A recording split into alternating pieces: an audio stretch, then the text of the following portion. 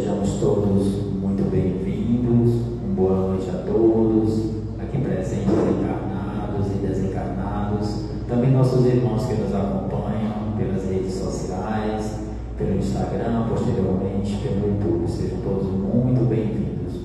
Então, como de costume, a gente sempre pede para lembrar de dar uma olhadinha no celular, para a gente colocar no silencioso, no modo avião, ou desligar, para que assim a gente possa se concentrar, não tem nenhum atrapalhamento, digamos assim, durante a nossa concentração, lembrando que o silêncio também é uma prece. Lembrando das nossas vendas de livros na recepção, que ajudam na manutenção dessa casa bendita.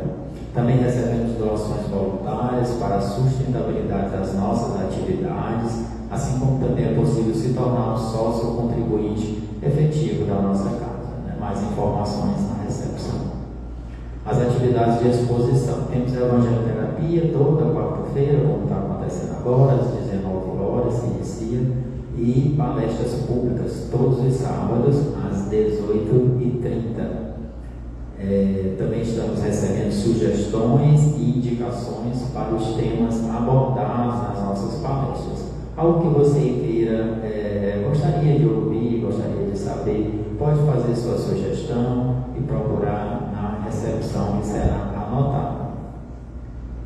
Os nossos estudos irão recomeçar agora a partir do dia 22 e as inscrições estão abertas nas redes sociais. Temos vários estudos, né? Do André Luiz, estudo da Joana de Ângeles, estudo do livro A Gênese e estudo do ESG, que é todo sábado às 17 horas, né? Antes da palestra do sábado, a gente tem o estudo do ESG, que é o estudo sistematizado da doutrina espírita. É muito bom para quem está querendo conhecer mais, aprofundar mais. É bem interessante, que a gente vai ter um entendimento maior.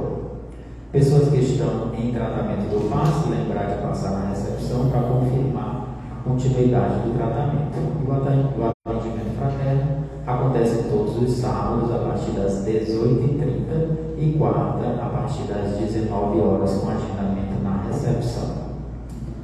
Temos nossa palestra pública de hoje, que é Ouvir Deus no Deserto. Daqui a pouco a gente vai começar a falar sobre ela, que na verdade é Evangeloterapia, né?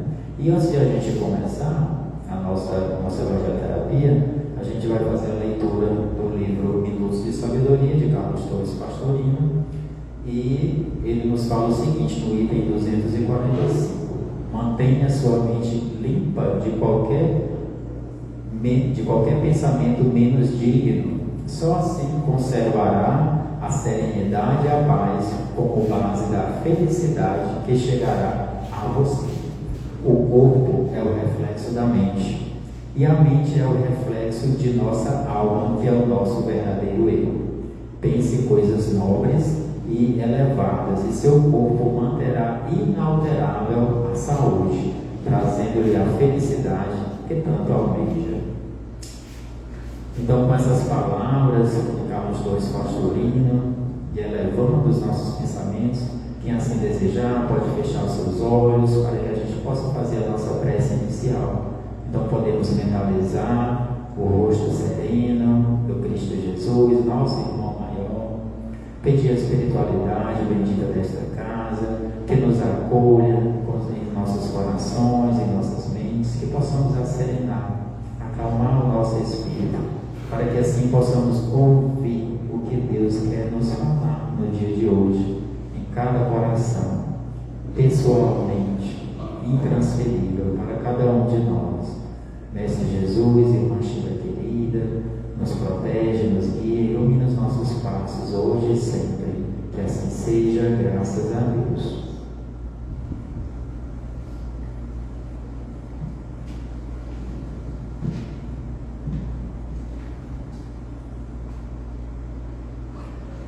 Então a gente vai falar hoje sobre o tema Ouvir Deus no Deserto.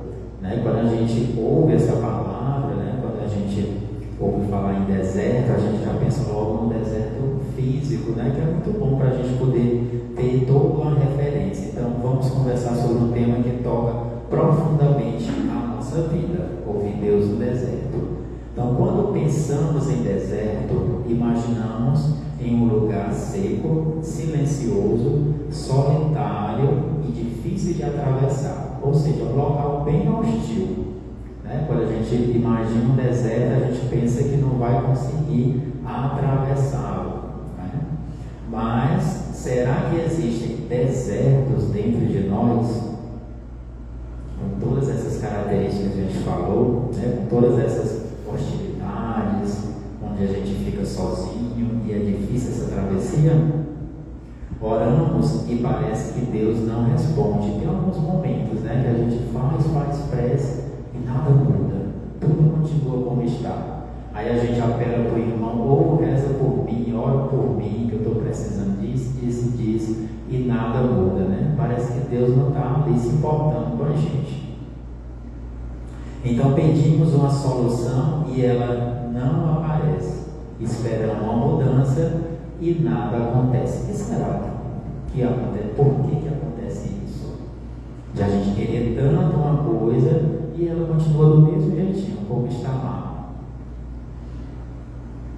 Passamos por dificuldades na família, no trabalho, nas relações pessoais, nas preocupações materiais, ou simplesmente enfrentamos períodos em que não sabemos qual caminho seguir. Então isso é de todo mundo. Muitas vezes a gente pensa que isso acontece com a gente, Nossas dificuldades no trabalho, nossos relacionamentos pessoais, o nosso dia a dia, nossa família. A gente pensa, meu Deus, só acontece isso comigo. A gente pensa sempre que a grama do vizinho é mais verde, O nosso é que é complicado, A gente sempre tem esse sentimento de vitimismo. Isso é muito ruim para o nosso crescimento espiritual. Quando a gente quer se tornar vítima, a gente se torna logo, se acha logo a pior das criaturas. Deus esqueceu de mim, só acontecem as coisas comigo. Então, a partir do momento que eu começo a me vitimizar, aí as coisas começam a se engrandecer. Os problemas começam a se engrandecer, porque eu não quero enfrentar os problemas. Porque eu acho que tudo aquilo foi colocado só para mim. Ninguém tem problema, só eu. A vítima do momento. Então é nesses momentos que podemos perguntar: onde está Deus quando estou atravessando o meu deserto? Tanta dificuldade que eu estou passando e não acontece nada. Por que Deus não olha para mim? Eu oro tanto, peço todo mundo para rezar para mim, vou no centro espírita e não acontece nada. Geralmente a gente está o quê? Querendo que a solução venha de fora para dentro. E a gente aprende aqui no centro espírita que ela deve começar de dentro para fora, ao contrário. Eu acho que vocês lembram, muitos aqui já devem ter visto a questão daquela historinha de pegadas na areia, onde a pessoa vai caminhando com Jesus na praia e tem duas pegadas, a dele e de Jesus. Aí quando ele olha para trás, que ele dá uma olhada em toda a caminhada, ele vê que nos momentos mais difíceis só tinha uma pegada. Aí ele fala para Jesus: mas mestre, por que nos momentos mais difíceis só tinha uma pegada na areia? Tu me abandonaste. Aí o que Jesus diz para ele: meu filho, nesse momento eu estava te carregando no colo. Então quando a gente pensa que está sozinho, nesse momento Deus está sempre velando pela gente. A gente nunca está só, a gente nunca é abandonado. Então Deus continua presente. O que pode estar faltando não é a presença de Deus, mas a capacidade de ouvi-lo. Não é Deus que está ausente. O problema está comigo. Eu não estou conseguindo ouvir a Deus.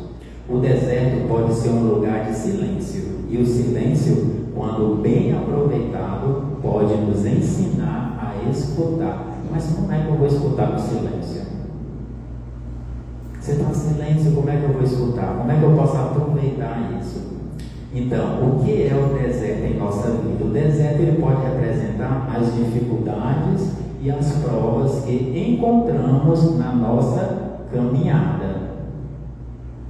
Que caminhada é essa, Márcio? passo? A nossa caminhada aqui de encarnados nessa terra, nesse homem. Então, nessa caminhada, a gente pode encontrar esses desertos, e esses desertos é para a gente atravessar. Não é o ponto final, é apenas as dificuldades, os problemas que se apresentam na nossa vida, que são necessários para o nosso crescimento moral, para o nosso crescimento espiritual. É necessário, não tem como. Todos nós que estamos aqui encarnados nesse planeta de provas e expiações, é necessário passar pelas provas e pelas expiações. Não tem como a gente fugir delas. Mas por que a gente tem que passar por elas? Para o nosso crescimento moral. E cada vez mais que a gente vai crescendo espiritualmente, a gente vai deixando para trás essas provas e expiações. Então a gente tem que ter esse entendimento da necessidade desses desertos que vão se apresentar para nós como dificuldades e provas. O Evangelho segundo o Espiritismo, lá no capítulo 5, quem teve a oportunidade de ler o capítulo 5, ele é fantástico porque ele explica todas as causas das nossas aflições. A gente entende por que a gente está passando por nossas dificuldades hoje. Ele mostra as causas tanto passadas quanto as causas atuais. Ele mostra para a gente, você não é vítima. Nenhum de nós aqui que estamos encarnados somos vítimas, encarnados e desencarnados aqui nesse planeta. Todos nós somos devedores uns dos outros. Todos nós. Se eu estou passando por uma dificuldade, é porque eu fiz algo que não foi legal para o meu irmão. E eu tenho que passar por esse reajuste. Quando eu tenho esse entendimento da necessidade da prova, quando eu tenho esse entendimento da necessidade da expiação, fica mais fácil de eu passar por esse sofrimento. A gente chama de sofrimento, que na verdade fomos nós mesmos que criamos, pelos nossos erros anteriores, as nossas escolhas equivocadas. Que Deus nos dá o livre-arbítrio para a gente fazer o bem ou a gente deixar de fazer. Não precisa nem fazer o mal, você deixar de fazer o bem, você já está fazendo o mal. É nós, na verdade, Então, quando a gente faz a escolha errada, mais na frente, nem se preocupe, a gente vai ter que fazer o reajuste. Então, o que a gente tem que fazer hoje? É ir já reparando nossos erros do passado e evitando cometer novos erros. É essa a nossa missão, única missão aqui na Terra, como nos diz Emmanuel. Nossa única missão nesta reencarnação é fazer o bem. Não é obter a melhor casa, não é passar na melhor faculdade, não é ter a melhor profissão, não é ter o melhor salário, não é ter o melhor transporte. A nossa única missão é fazer o bem. Essas coisas todas que você falou, Márcio, você pode utilizar elas como ferramentas para lhe ajudar a fazer o bem. São ferramentas que Deus nos dá para a gente trabalhar no bem. Simplesmente isso. A gente deve fazer bom proveito. Bom proveito. E não, como é que eu faço bom proveito? Ajudando as pessoas em favor dos outros. Eu posso ter o bem, não para eu usar para meu próprio bem unicamente. Eu posso sim ter meu carro, ter minha casa, ter meu salário, ter tudo, sem problema nenhum, desde que não seja só para mim, desde que eu não seja egoísta. Já sabemos, já falamos aqui várias vezes que os dois males da humanidade são o orgulho e o egoísmo. Então, lá no capítulo 5, Bem-aventurados aflitos, ele mostra uma compreensão diferente para as dificuldades, que a gente chama de dificuldade. Ele vai nos mostrar, olha, essa dificuldadezinha que você está passando é por causa disso. Tem lá. E lá no item 3 encontramos a reflexão sobre as causas atuais e as anteriores das nossas aflições, como a gente falou aqui. Lá no item 3 diz lá, causas atuais e anteriores das aflições. Aí a gente vai ler, lá, tudo descritinho maravilhoso. A doutrina espírita nos ensina que nem todo sofrimento deve ser entendido como castigo. Deus não castiga ninguém. Deus é amor, né? Deus é a bondade suprema, né? Ele só quer que nos melhoremos. E isso que a gente chama de sofrimento é a bondade dele nos ajudando a rever o erro que a gente fez no passado, para que a gente melhore e dê um passo a mais no nosso processo evolutivo. Acho que aqui estamos lembrando, né? Eu falando processo evolutivo, você fala, o que é isso, Marcos, esse processo evolutivo? Sabemos que todos nós, como diz a música, um dia seremos anjos, né? Um dia todos nós seremos anjos. Então, o nosso processo evolutivo, à medida que eu vou me melhorando, hoje eu fui melhor do que ontem, amanhã eu ser melhor do que hoje, a gente está dando um passo a mais no nosso processo evolutivo, né? É uma caminhada cotidiana e a todo momento Deus nos dá as ferramentas e os momentos necessários para que a gente possa fazer o bem. A oportunidade aqui não falta. Todo dia Deus nos dá essa oportunidade. A gente não pode, quando voltar para o plano espiritual, e chegar e dizer lá para o nosso mentor: olha, não tive oportunidade nenhuma de crescimento. Não tem como a gente dizer isso, porque só o que vai aparecer na nossa tela mental foram as oportunidades que a gente teve e desperdiçamos, né? Então, muitas experiências difíceis podem fazer parte do nosso processo de aprendizado e aperfeiçoamento. Olha que coisa linda. Então, as dificuldades que a gente chama, a gente pode transformar ela em aprendizado e aprimoramento. Aprendizado e aprimoramento. Mas que dificuldade é essa que você chama? Por exemplo, eu tenho um chefe bem complicado. Exemplo que eu estou dando, estou dizendo que meu chefe é complicado, não. Eu tenho um chefe bem complicado e aí pega no meu pé e sabe, só manda eu fazer as coisas e eu não posso fazer nada que está me chamando a atenção. Aí o que eu vou fazer? Eu vou ficar com raiva desse chefe, né? Eu vou sair falando dele para todo mundo, né? Eu vou pedir a Deus lá minhas orações para tirar ele do cargo dele. Se a gente fizer isso, a gente está fazendo isso, escolhendo o nosso livre-arbítrio erroneamente. A gente está perdendo uma oportunidade belíssima de nos melhorarmos através de quê? A paciência com esse irmão. A gente não pode esquecer que todos nós somos irmãos. Ele está lá no cargo de chefe dele, eu estou aqui como subordinado. Se ele está fazendo isso comigo, que pena para ele. É porque ele está perdendo a oportunidade de fazer o bem para seus subordinados. Então eu vou ter misericórdia, compaixão desse irmão que está se complicando. E o que eu devo fazer? Em vez de odiar, eu vou amá-lo, fazer oração por ele. Mas eu vou rezar para quem está me fazendo mal? Não nos enganemos, os maiores beneficiados somos nós. O bem que a gente faz ao irmão primeiro passa por nós em abundância, para depois chegar ao irmão. Então, aí é que estão as oportunidades diante das dificuldades. De quê? De aprimoramento e de aprendizado. Isso muda nossa maneira de olhar para os problemas. Olha como muda totalmente, né? Em vez de a gente enxergar aquele irmão antipático, que só quer o mal, não sei o quê, a gente está vendo um irmão adoecido, que está precisando de ajuda, que está fazendo as escolhas erradas, que está se complicando mais diante de Deus. Em vez de a gente ter raiva, a gente vai ter misericórdia, compaixão. Em vez de perguntar apenas por que Deus permitiu que isso acontecesse comigo, podemos começar a perguntar o que Deus deseja me ensinar através dessa experiência. Olha como muda completamente quando você muda a pergunta para o lado do bem. O que Deus quer que eu aprenda com isso? Voltando ao exemplo, o que Deus quer que eu aprenda com esse meu chefe? Primeiro a gente entende o que? Se a gente está passando por isso, é porque a gente fez isso no passado com outras pessoas.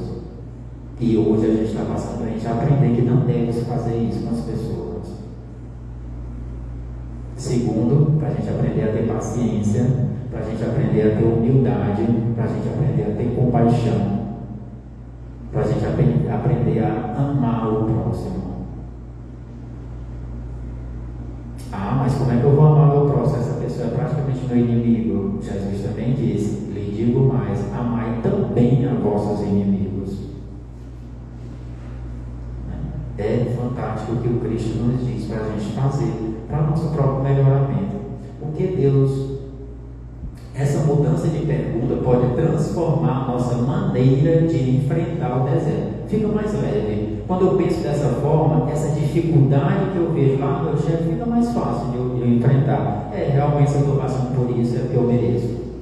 Então eu vou aqui rezar para esse meu irmão, coitado dele, né? Se ele não se melhorar, futuramente vai passar pela mesma coisa. A gente já consegue mudar, e a partir do momento que você muda essa vibração, esse pensamento, as coisas começam a mudar para você também, porque você está mudando de dentro para fora e não querendo que as coisas mudem lá fora para ficar bom para você. Estão entendendo como é que acontece a coisa? Eu mudo para toda a vibração em torno de mim e mudando. A partir do momento que eu vou mudando, o que está em volta de mim também vai percebendo essa mudança e vai se transformando também.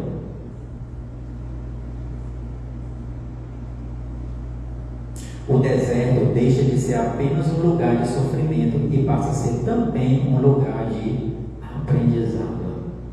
Deus não nos abandona. Uma das maiores dificuldades durante uma prova é acreditar que estamos sozinhos, né? A gente falou aqui, a gente sempre acha, fala para Jesus: você me deixou sozinho no dia que eu mais precisava, né? A gente aponta logo o dedo para Deus, né? Mas o Evangelho segundo o Espiritismo, lá no capítulo 27, intitulado Pedis e Obtereis, ele fala sobre a importância da oração e da confiança em Deus. Então é importante eu fazer a oração. A oração, ela me fortalece, mas eu não posso ficar só orando e não confiar em Deus, porque muitas vezes a gente pede a Deus o que a gente acha que é bom para a gente, né? A gente não confia nos desígnios de Deus, porque tudo bem, eu posso até pedir alguma coisa, mas no final eu me coloco humilde diante de Deus e digo: mas Senhor, que seja feita a sua vontade, o que for melhor para mim, para meu irmão, para todos, né? Porque a partir do momento que ele diz: Senhor, eu quero que seja feito isso, a gente quer que Deus seja assim, um trabalhador da gente para cumprir as nossas vontades, né?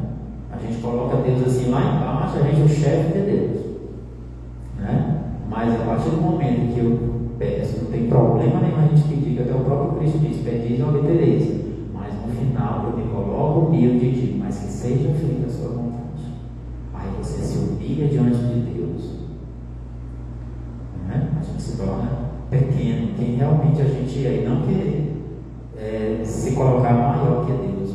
Então, no item 7, lá do capítulo 27, Allan Kardec explica que a oração não tem como finalidade simplesmente modificar os acontecimentos conforme os nossos desejos, como eu acabei de falar.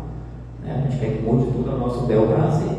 A oração também pode modificar aquele que ora, e a finalidade é essa: é nos mudar, é nos modificar, é de dentro para fora.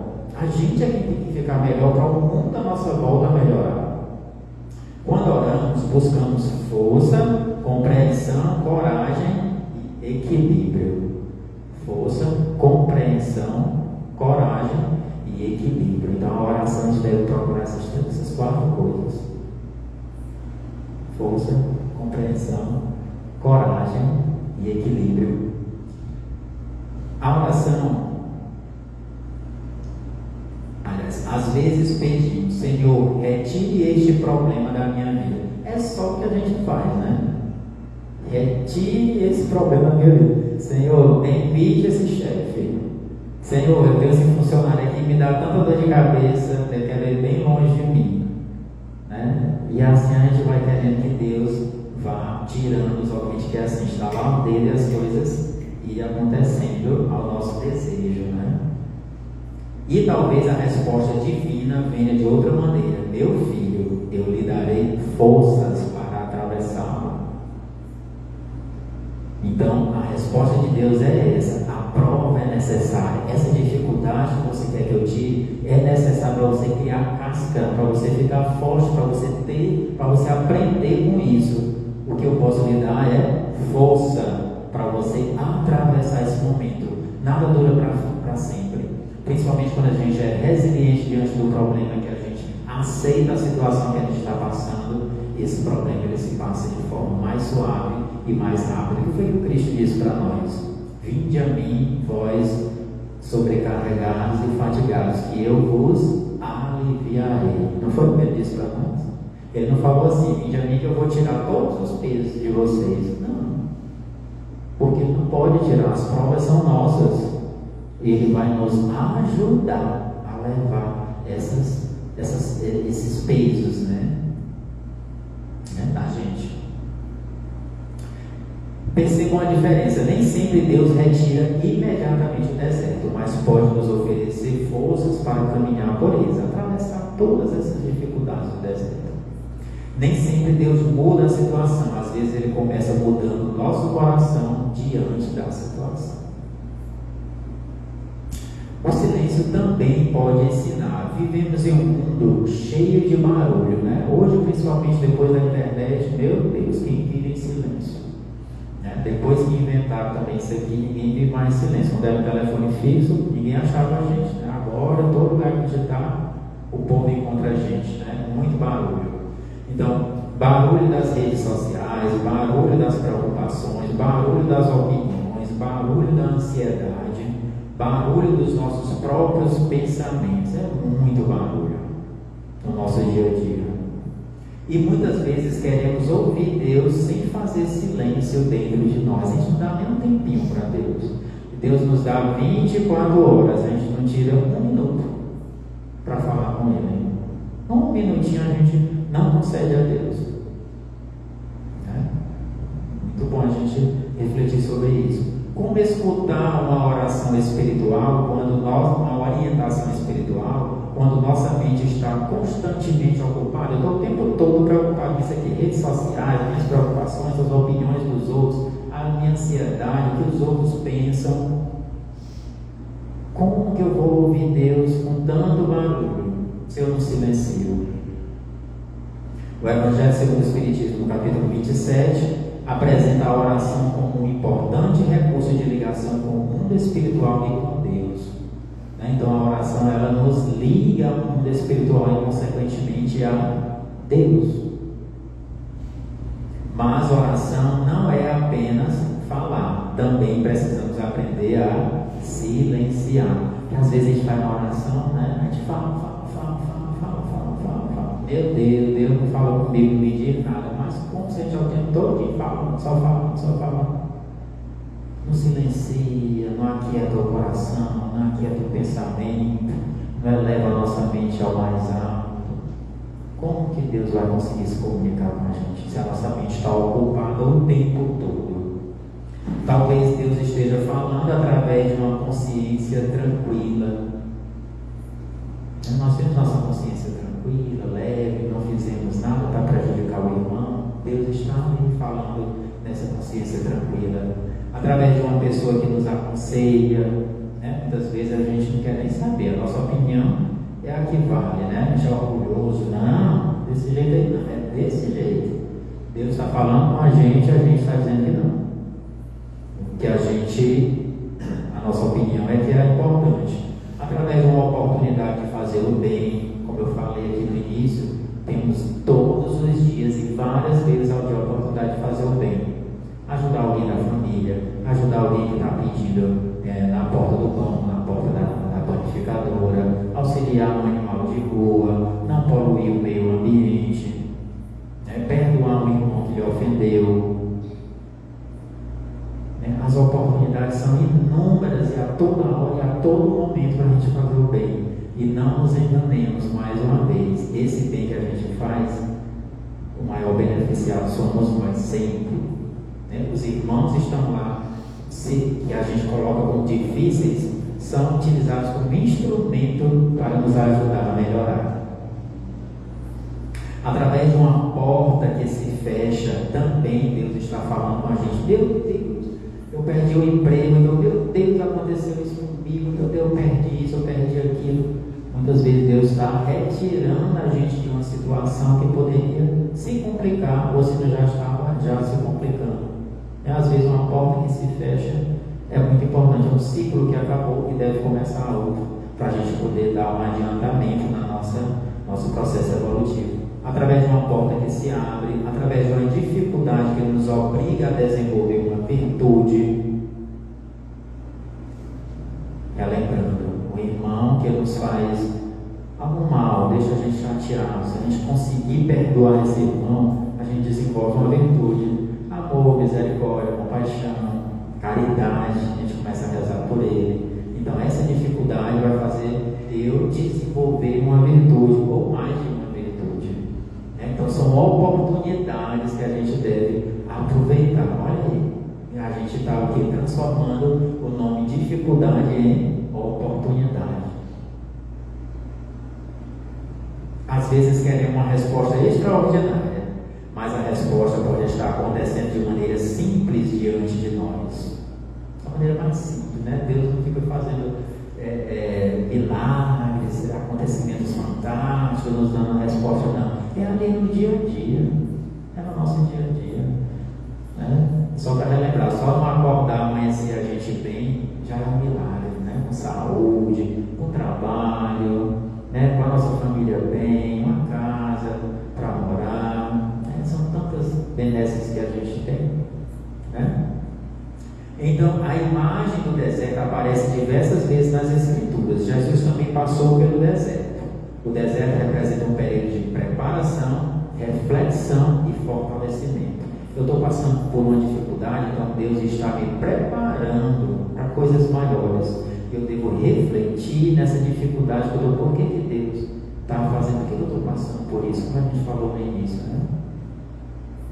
Por que eu estou passando por isso?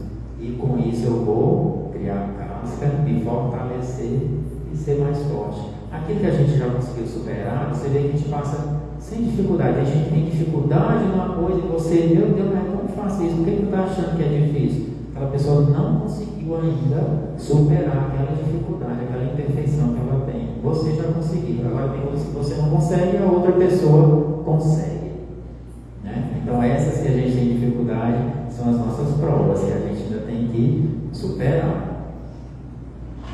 Então, para nós, espiritualmente, também existe um momento de preparação, uma fase em que parece que nada acontece, mas talvez esteja acontecendo algo muito importante dentro de nós. Nesse momento, dessas dificuldades, principalmente se a gente passar de forma resiliente, né, ressignificados, entender, precisamos passar por isso, a gente já está tendo uma transformação interna, a gente já está se melhorando. Né? A partir do momento que eu começo a perdoar um irmão, né? Hoje eu não consegui perdoar, não, mas eu também não revidei. A pessoa brigou comigo, gritou, me segurei, não revidei. Da outra vez, você já fica calado, você já não fica com nada dentro de você. Na próxima vez, você já consegue fazer uma oração pela pessoa. Né? Na próxima vez, você já consegue ouvir, irmão, você está precisando de alguma coisa, você está com alguma dificuldade.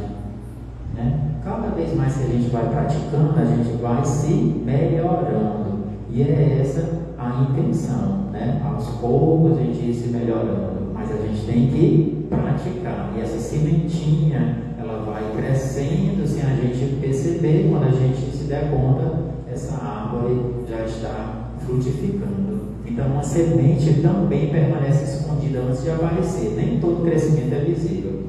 Da mesma forma, existem transformações espirituais que acontecem silenciosamente. No Evangelho, no capítulo 17, Sede Perfeitos, é maravilhoso esse capítulo. Lá no item 3, o homem de bem apresenta características daquele que busca viver segundo os ensinamentos de Jesus. Lá diz tudinho, o homem de bem é aquele que faz isso, isso, isso e isso. O homem de bem é aquele que faz isso, isso, isso e isso. Nossa, lá diz todas as características que a gente deve ter para quando a gente retornar para o plano espiritual, a gente chegar lá com a nossa missão cumprida, né? Chegar lá nos braços de quem a gente fez o bem, né? Assim como o Dr. Bezerra de Menezes. O verdadeiro homem de bem procura fazer o bem, ser humilde, paciente, tolerante e caridoso. Aí, tolerante. Aquela pessoa ali infernizando a paciência da gente. Né? Mas aí a gente tem que ir aprendendo a ser tolerante com aquela imperfeição do irmão. Se eu acho tão tão chato, né? É porque o bichinho está precisando de ajuda, né? Ele ainda não sabe nem que está sendo chato, né? E aí a gente começa a ter paciência, a gente começa a ser benevolente, começa a conversar com ele, outras coisas, você acha que fala muita besteira, começa a instruir, né? E por aí vai. E a gente vai desenvolvendo esses talentos, essas virtudes. Percebam, essas virtudes são desenvolvidas principalmente quando somos colocados diante das dificuldades. A gente só consegue desenvolver nossas virtudes quando a gente tem um problema. Aí é nesse momento que a gente deve aproveitar. Meu Deus, é uma oportunidade de eu fazer o bem. Né? Quando você vê uma dificuldade, é agora. Deixa eu aproveitar e fazer o bem. Vou ser paciente, vou ser bondoso, né? Vou ser caridoso, vou ser benevolente, misericordioso, vou perdoar. Eita, esse irmão, vai uma oportunidade. Está me maltratando, está doendo aqui, mas vou conseguir perdoar. Meu Deus, me dá força. É assim que a gente faz, tem que ser realista. Né? Conversar com Deus, pedir força a Ele para passar a dificuldade, não pedir para tirar. A gente não pode pedir para tirar, porque senão como é que a gente vai crescer? É fácil falar de paciência quando tudo está bem. É no deserto que aprendemos a ser pacientes. É fácil falar de perdão quando ninguém nos magoou. É no deserto que aprendemos a perdoar.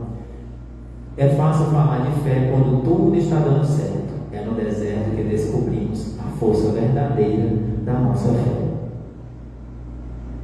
Talvez Deus esteja nos dizendo: tenha paciência. Tenha paciência, a gente está precisando, né? Passando por uma dificuldade dele. O que Deus está querendo dizer para mim aqui? O que Ele está querendo que eu desenvolva? Qual é a virtude aqui que está faltando em mim? Que Deus colocou essa prova aqui. Ele está querendo alguma coisa de mim. Silencie que você vai encontrar a resposta. Nem tudo acontece no momento que desejamos. O Evangelho segundo o Espiritismo, capítulo 9, bem-aventurados os que são brandos e pacíficos, lá no item 7, apresenta a importância da paciência diante das dificuldades. A gente está com dificuldade, a gente quer que se acabe logo. Ah, meu Deus, acaba logo isso. Tem um tempo necessário, tudo tem o seu tempo e tudo passa. A gente tem que colocar isso na nossa mente, tudo passa. E ele vai durar o tempo necessário para a gente poder aprender. Então, se é para a gente aprender, a gente aprende logo, que aí passa logo. Porque se eu não aprender, aí fica voltando. Eu não aprendi e volta de novo. Eu não aprendi e volta de novo. É igual o aluno repetente. Se você não aprende, repete. Se não aprende, repete. Até a gente aprender. Então é melhor a gente aprender logo. Desenvolver logo a virtude. A paciência é uma virtude que precisa ser exercitada. Talvez Deus também esteja nos dizendo: confie. No capítulo 19, a fé transporta montanhas, encontramos importantes reflexões sobre a fé.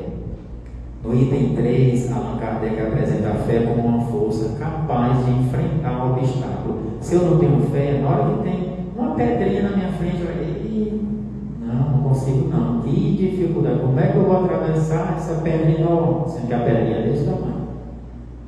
É o chamado transformar um copo d'água em tempestade. Quando você tem fé, não pode ter uma montanha na sua frente. Você diz: acredito que vou conseguir passar essa montanha. Fé em Deus, vai dar tudo certo. Então você tem que ter fé, né? A fé espírita, ela não significa esperar que Deus faça tudo por nós. A fé espírita, eu acho que todos nós aqui sabemos que a fé espírita é a fé raciocinada. É isso que a gente está falando aqui. Quando nós aqui estamos entendendo que os nossos sofrimentos de hoje é provocado por causas anteriores de erros que a gente fez no passado, então a gente está tendo uma fé raciocinada. Então estou passando por isso, é uma fé raciocinada. Você não está aqui só dizendo: não, estou passando por isso porque Deus quer, porque Deus quis assim. Não. Essa é uma fé que você não está raciocinando. Você diz: é porque Deus quis assim. Não. Aqui a fé é raciocinada. Então a verdadeira fé nos movimenta. Por que a fé raciocinada nos movimenta? Porque a gente entende, a gente sabe por que está passando por aquilo. E quando eu tenho conhecimento de causa, eu tenho ânimo de resolver aquele problema, de ir à frente. Eu sei onde eu vou chegar. Se as coisas acontecem assim, Então eu devo fazer dessa forma aqui que não vai mais acontecer. Vai acontecer diferente, vai acontecer bom. Em vez de acontecer sofrimento, vai acontecer bondade. Olha a fé raciocinada. Ela nos ajuda a continuar caminhando. Talvez Deus esteja dizendo: faça a sua parte. Não podemos controlar tudo o que acontece conosco, mas podemos escolher como responder ao que acontece. Responder ao que acontece é o nosso livre arbítrio. O que eu vou escolher? Se eu vou fazer isso ou aquilo. Podemos escolher responder com ódio ou com compreensão. Aquele irmão que nos agrediu. Eu vou responder com ódio, agressividade, vou falar, eu vou responder à altura. Muitas vezes a gente se enche de ira e vai, vou responder à altura. Ou você pode ser compreensivo. Meu irmão está adoecido, está precisando de ajuda. Se ele me respondeu dessa forma, não fiz nada para ele, ele respondeu assim, alguma coisa ele está passando. Vou fazer uma oração por ele. Olha a diferença. Então nós temos nosso livre-arbítrio, a gente pode escolher. E dependendo da nossa escolha, a gente vai colher um bom fruto ou um mau fruto. Reclamar ou aprender. Meu Deus, de novo essa dificuldade. Se eu reclamo, eu estou clamando 2 vezes. Vai se repetir. De novo, vai se repetir. Mas de novo, vai se repetir. Quantas vezes eu reclamar, eu não aprender, não vai se repetir. Então eu posso reclamar ou aprender. Se eu estou passando por isso aqui de novo, é porque eu não aprendi. Então vamos lá. O que Deus quer que eu faça? Desistir ou continuar? Está um deserto, não, vou desistir. Não aguento mais não. A gente continua, pede força para que Deus nos dê força para que a gente possa passar esse deserto. Guardar mágoa ou perdoar. Olha aí, como sempre o livre-arbítrio está presente. Pensar somente em nós, o egoísmo no caso, ou ajudar alguém. Não vou ajudar esse irmão, não tenho tempo não, estou atrasado para ir para o trabalho, estou atrasado, não posso ajudar, não posso dar comida para esse animalzinho, não posso. Aí você está pensando, gente, eu. Aí fica esperando sobrar um tempo para poder fazer o bem. Aí a gente está fazendo uma escolha. O deserto pode revelar quem estamos nos tornando. Se pessoas melhores ou pessoas piores. Vai depender das nossas escolhas. Quando estivermos atravessando um momento difícil, podemos experimentar uma oração simples. Senhor, eu não compreendo tudo o que está acontecendo, mas confio em Ti. Ajuda-me a compreender o que preciso aprender. Dá-me força para continuar, sabedoria para escolher e humildade para aceitar aquilo que ainda não posso mudar. Essa oração não pede apenas que Deus mude as circunstâncias, pede que Deus nos ajude a mudar interiormente. Vocês viram como é diferente, né? A gente ficou pedindo, tira isso, Senhor, tira isso da minha vida, tira. A gente pediu forças, compreensão, resiliência. No capítulo 27, pedi e obtereis, ele diz, nos conduz justamente a compreensão da oração como recurso de ligação com Deus e de fortalecimento espiritual. Você vê que eles falam em oração o tempo todo. Então a oração nos ajuda demais a gente se melhorar. Uma reflexão para todos nós. Gostaria de deixar algumas perguntas para a nossa reflexão. A gente pode responder interiormente. Qual é o meu deserto hoje? Qual a dificuldade que eu estou passando hoje? A maior dificuldade. O que essa experiência está tentando me ensinar? Estou apenas pedindo que Deus retire o problema ou também estou pedindo forças para enfrentá-lo? Tenho feito silêncio suficiente para perceber as respostas? Que virtude Deus está me convidando a desenvolver com esse deserto? Talvez o nosso deserto não desapareça imediatamente, mas podemos sair dele diferentes de como entramos, mais fortes, mais humildes, mais confiantes, mais compreensivos e mais próximos de Deus. Então, meus irmãos, o deserto ele não é necessariamente o fim do caminho. Pode ser uma parte da caminhada, né? Como a gente falou, diante de tantas provas que a gente tem que passar. Existem momentos em que não enxergamos a estrada, né? Está lá uma dificuldade enorme na nossa frente, a gente tem que ver o outro lado. Mas o silêncio de Deus não significa ausência de Deus. Talvez seja justamente no silêncio que precisamos aprender a escutar. O Evangelho segundo o Espiritismo, lá no capítulo 5, Bem-aventurados os aflitos, nos ensina a compreender as aflições sob uma perspectiva espiritual. O capítulo 9, encontramos o convite à paciência e à mansidão. Olha aqui as virtudes. No capítulo 17, aprendemos sobre o esforço para desenvolver as virtudes. No 19, encontramos a força da fé. No 27, encontramos na oração um caminho de aproximação com Deus. Portanto, quando estivermos no deserto, não precisamos perguntar somente quando isso vai terminar. Quando a gente faz essa pergunta, a gente já está se queixando, a gente já está reclamando. Quando isso vai terminar? Podemos perguntar: Senhor, o que queres que eu aprenda enquanto caminho?